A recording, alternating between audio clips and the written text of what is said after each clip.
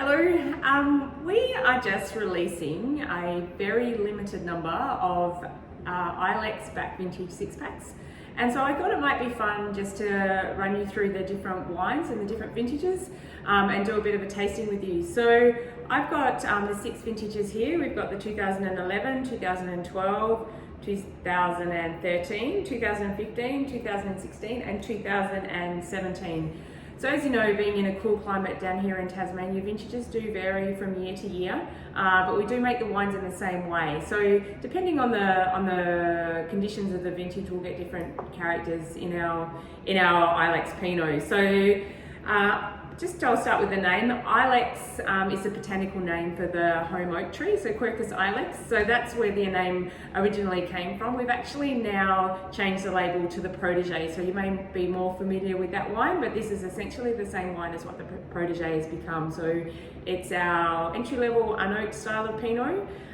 So really lovely fruit intensity generally in this wine, and so what is really interesting to see in this lineup is how that's aged without any influence from oak or a lot of winemaking imports. So what we do in terms of making these wines right through the whole range is they come into the winery, de-stem, so no whole bunch in here, goes into a big sort of static fermenter, pumped over. We do add yeast to try and bring out those more strawberry, cherry fruit characters. It's pressed, it stays in tank for Malo, and then it gets bottled. So just trying to capture the real essence of the fruit character in our vineyard.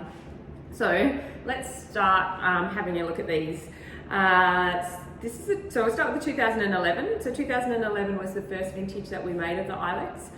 You may be familiar with the year. It was quite a cool wet year. I am certainly still very familiar with it. It certainly was a challenging vintage for us, but it's really interesting looking at this wine now, and obviously 9 years old, which is obviously quite a long time for an unoaked Pinot, but it's still got really lovely strawberry characters and some really nice spice. The acidity levels that we got in that year were quite high, so the palate is still quite bright and vibrant, but certainly a little bit lighter in style, this one. So yeah, really beautiful, nice, fresh, vibrant style, and it's aged really gracefully, particularly given the year. So I'm really happy with the 2011. We'll move on to the 2012, a warmer vintage. Quite a little bit drier as well, so quite a classic vintage for Tasmania, the 2012. We didn't have too many issues that year, and it's really interesting to see. This one does have more concentration than the 2011, but it has some more developed characters as well. So in this one I see a little bit more of those sort of mushroom and forest floor characters and more of the dark cherry, whereas in the 2011 you get much more of that sort of strawberry and spice character. And again, a little bit more concentration on the palate, some little bit of those sort of finer tannins coming through on the palate too, just slightly more drying, so a little bit more robust than the 2011, the 2012. So moving on to the 2013, quite a high yielding year. I remember the wines from 2013 being really lovely and aromatic and a little bit lighter, not probably as light as the 2011, but still those quite elegant styles. So this one again, probably, it's interesting, is quite a mix of the two. So you do get those really lovely strawberry and spice characters coming through, but just a little hint of that, the mushroom and forest floor coming through in the 2013. Still really lovely and fragrant, and how I remember the 2013 is a little bit more of that floral character on the nose. And again on the palate, it's slightly more, tastes a little bit more herbal, the 2013, so a bit more of those strawberry, herbs, floral characters in the 13. So again, given the lovely acidity that we have down here, still really beautiful, vibrant Pinot. So we move on to the 2015. You'll probably notice it's a little bit hard here, but this is darker than the previous 3 wines that we've looked at. 2015 one of the really classic Tasmanian vintages. It was mild, it wasn't too hot, it wasn't too cold, really good yields, everything ripened really well, we didn't have a lot of rain. So one of the easier vintages down here, and also really fantastic fruit in 2015. So you can see a little bit more colour intensity in this one. Much more of the dark cherry fruit characters in the 2015 as well, as opposed to the strawberry and spice that you get in the particularly the 11 and the 13. And I'm assuming this one will head a little bit more in the direction of the 12. So over time it will develop more of those sort of mushroomy, quite earthy characters as it develops, as opposed to those more sort of lighter spice characters that we're seeing in the other wines.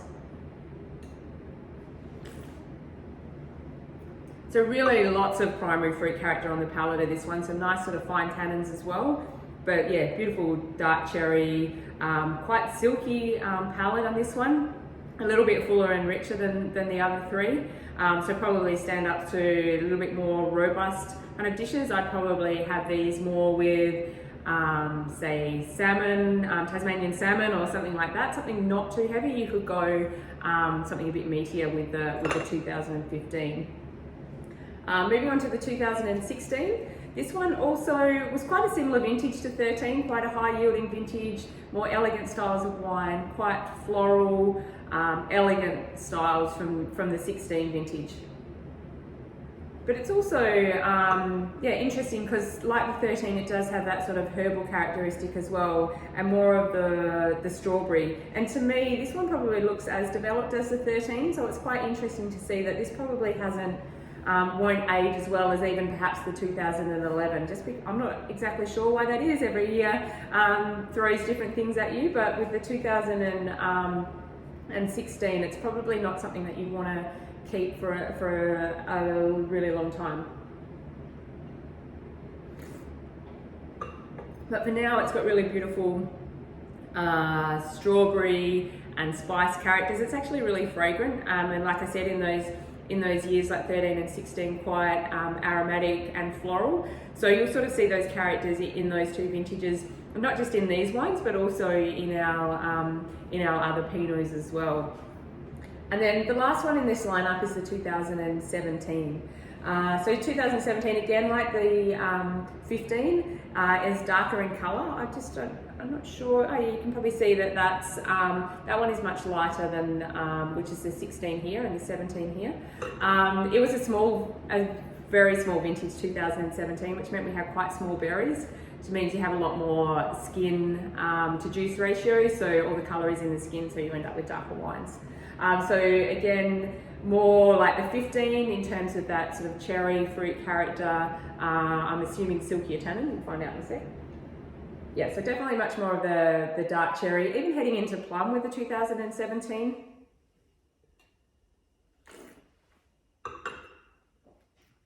And those really lovely sort of silky mouth-feeling tannins. Slightly sort of drying as well. You could actually probably keep this 17 for a little bit longer, and that will open up more to be like the 2015. So just a really nice lineup of our our Ilex Pinots. It's a great way to buy a pack and look at the aged characters from the different years, and a good introduction into aging Pinot. So I'd really encourage you to jump on as quickly as you can and buy one of these packs. We only have about 30 available, but really nice way to see some older Pinots. Thanks.